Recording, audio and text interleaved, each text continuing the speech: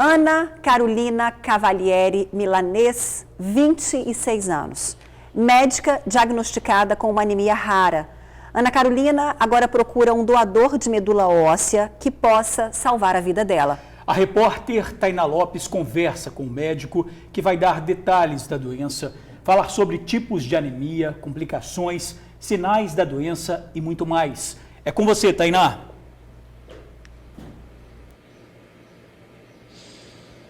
Pessoal, estou aqui com o Dr. Wesley Lengruber, ele é hematologista, gentilmente vai nos atender já aqui, uma consulta para os amigos do TN entenderem um pouco melhor da doença. A Ana, como vocês já disseram, ela está sofrendo de anemia plástica. Para mim é novidade, eu nunca tinha escutado não, viu, doutor, sobre essa doença. E para se curar, hoje ela precisa de um transplante de medula. Vamos primeiro conhecer a história dela e já a gente volta aqui com o especialista. Solta o VT.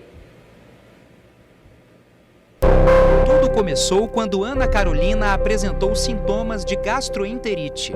Como a situação se prolongou, ela resolveu buscar um especialista. As plaquetas não tinham voltado ao normal, na verdade elas tinham caído, né? E eu estava com uma anemia leve também, as minhas células de defesa, que são os leucócitos, já estavam mais baixas que o normal. E aí eu fui encaminhada a um hematologista para investigar as possíveis causas de pancitopenia. Pancitopenia é quando a gente tem redução das células sanguíneas. Ela é médica e trabalha num pronto-socorro de um hospital em São Paulo. Faz residência na área de psiquiatria. Os problemas de saúde continuaram e exames mais detalhados revelaram um diagnóstico preocupante. Ana Carolina estava com uma doença chamada anemia plástica. A nossa medula nada mais é do que o líquido, o tecido que preenche nossos ossos. É o tutano, popularmente dito, né? Lá é produzido tudo que a gente tem no sangue. Eu fiz essa biópsia, coletei as células, um pedacinho do osso. Foi constatado que a minha medula era muito hipocelular. O que isso quer dizer? Eu tinha muito menos células do que eu deveria ter. Na anemia plástica, a nossa medula óssea ela é substituída progressivamente por tecido gorduroso. Os médicos não viram outra saída a não ser o transplante de medula óssea. Ana Carolina entrou na fila. No final de maio eu tive uma piora importante, né? As minhas plaquetas chegaram a 20 mil.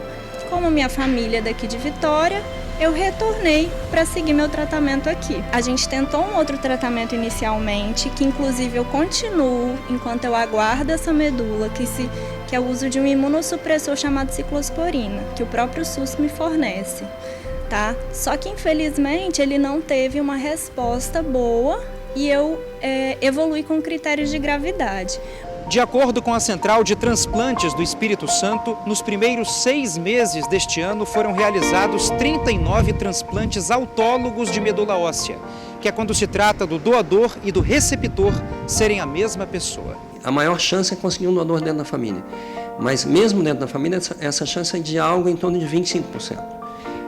E por uma questão racial, por uma série de questões, a chance de você conseguir um doador dentro desses bancos de doadores é algo em torno de 1 para 100 mil a 1 para 250 mil. A maior parte dos transplantes são transplantes autólogos, em que a gente não tem essa dificuldade com o doador, já que o doador e o receptor são a mesma pessoa. O transplante halogênico é esse que a gente estava comentando antes, em que, infelizmente, a gente tem a grande dificuldade é conseguir o doador. Existem atualmente 342 pessoas aguardando na fila do transplante aqui no Espírito Santo. Uma situação desafiadora para os pacientes e para toda a comunidade médica. Pelo menos se cadastrar para doar medula óssea é uma coisa simples, né? Você coleta um pouco de sangue, como se fosse um exame de sangue comum, né? Basta você ter mais de 18 anos, menos de 55 anos. Aparecendo um potencial receptor, você é então acionado para proceder aos outros exames como possível doação. Ana Carolina conta a história dela nas redes sociais, o que gerou grande mobilização. E enquanto espera por alguém compatível, ela faz tratamento à base de remédios. Eu tenho uma irmã, que é filha do meu pai e da minha mãe, que é só 50%, e é a pessoa da minha família a única que teria chance de 100% de compatibilidade. Graças a Deus eu estou podendo aguardar essa medula em segurança no uso da medicação. A minha vida é restrita, né? Não posso ficar em locais com muitas pessoas, não tenho contato com pessoas doentes. Não posso me alimentar na rua, porque eu não posso pegar infecções, basicamente, né? Aguardando o meu doador, que pode estar em qualquer lugar do Brasil.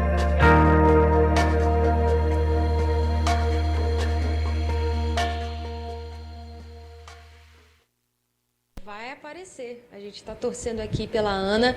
Com certeza a gente vai voltar com uma ótima notícia sobre ela. E a você, amigos do TN, vamos entender um pouco melhor então sobre anemia plástica com o médico hematologista aqui, o Wesley Gruber.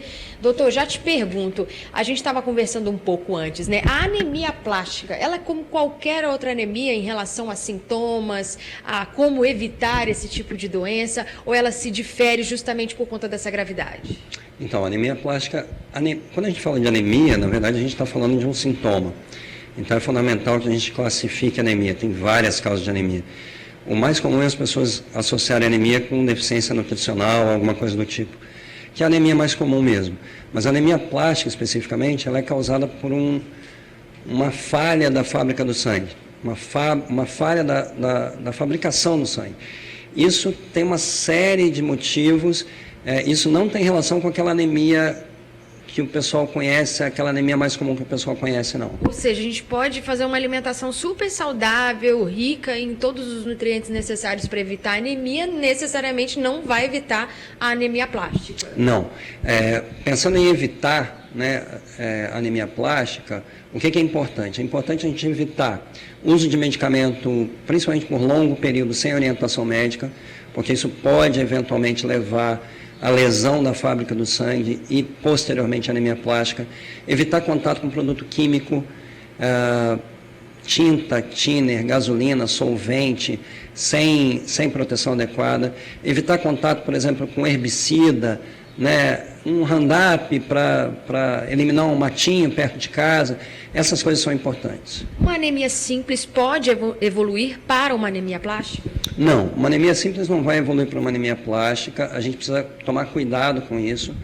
É claro que o diagnóstico de anemia plástica ele pode começar por uma anemia e, por exemplo, uma célula de defesa um pouco baixa, ou uma anemia mais uma plaqueta baixa, mas é pouquíssimo provável que a gente faça um diagnóstico de uma doença como anemia plástica só por conta de uma anemia isoladamente. Como que é o diagnóstico, então? É um exame simples de sangue? Precisa fazer muitos exames para chegar a esse resultado? Quem não tem condições, por exemplo?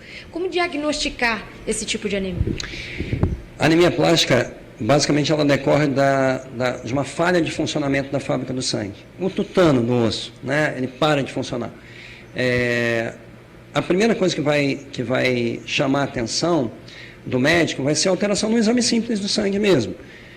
Não uma anemia somente, apesar do nome, mas uma anemia e mais algo. Diante disso, aí sim a gente vai precisar de outros exames. Aí você vai precisar de biópsia de medula, vai precisar avaliar a fábrica do sangue para ver exatamente qual é a condição dessa fábrica do sangue. Porque para o diagnóstico da anemia plástica ela precisa estar vazia. E aí, estando vazia, mais alteração no exame de sangue, aí a gente fecha o diagnóstico. Tem outra coisinha também que é bom a gente evitar, que faz demais, que é a questão da automedicação, né? Sim, é aquilo que a gente ponderou. Uso de medicamento, às vezes medicamento simples, analgésico, anti-inflamatório, às vezes medicamento simples, mas uso prolongado, sem indicação adequada médica, pode levar, sim, à falha da fábrica do sangue e desenvolvimento posterior de anemia plástica. Então, a gente precisa tomar cuidado. Doutor, a gente está contando a história da Ana, né? E hoje ela depende de um transplante de medula. Só para a gente finalizar, então, o quão simples é se candidatar a um doador, né? Sim, é uma coisa que a gente precisa da ajuda das pessoas, de se conscientizarem que, para algumas pessoas, um gesto simples, como procurar o hemocentro, né, e se cadastrar para ser um doador de medula, pode fazer uma diferença enorme na vida dessas pessoas. Tá certo, muito obrigada, doutor Wesley. Só lembrando então que é só procurar o Hemocentro, uma retirada simples de sangue já te coloca ali na lista de possível doador de medula. Quem sabe salvar a vida da Ana e de tantas outras pessoas aqui no estado que precisam de uma doação de medula óssea. Eu volto aí com vocês no estúdio. Muito obrigada, Tainá. Obrigada, doutor Wesley, pela participação também. E nós aqui do Tribuna Notícias, a gente está abraçando aí a Ana Carolina, mandando um grande abraço para você, viu? E na torcida, para que tudo dê certo, se Deus quiser, vai dar. Isso aí.